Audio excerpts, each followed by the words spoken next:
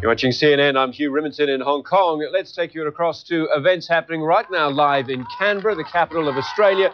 The Olympic torch has just been lit in Australia. The torch, the flame, I should say, arrived by plane about 24 hours ago. It has just, after a welcoming ceremony, been lit and is about to be handed to the first runner.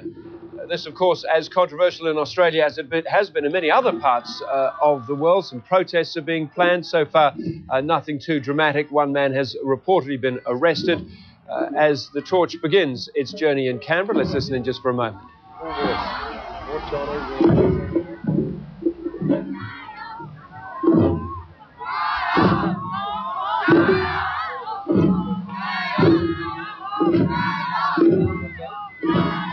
One significant difference in Australia compared with other parts of the torch relay as it has gone through the world. You will see there as the torchbearer moves off across the brow of the hill, just two of the Chinese attendants, the gentleman there in blue and white tracksuits. This is after controversy in some other capitals, notably in London. 2.5-hour journey around where it was suggested that these flame attendants had been too enthusiastic in acting as security, getting themselves engaged in scuffles with protesters and others along the way of the route.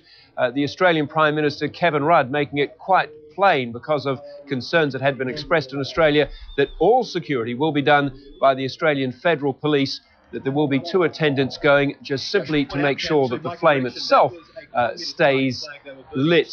A lot of interest there in Australia. Of course, the Olympic Games were held there in 2000. The torch made a relay across Australia in 2000. It was deemed to be a great success. It'll be interesting to see how many Australians turn up to welcome the torch as it arrives in Australia. This is its one stop in the capital, Canberra. John Coates, the AOC president, wishing them all luck. John Stanhope, I think, about the strongest, the ACT chief minister, respecting everybody's right to protest. We've got our Andrew Stevens on the line there in Canberra.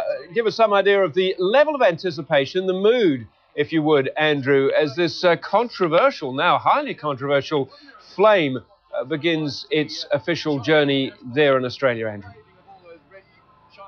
Hugh, we've had people gathering here for the past 4 hours, well before dawn. Thousands and thousands of people here in Canberra to watch this torch relay, and predominantly they have been Chinese students, Chinese Australians coming down to show their support for the torch relay.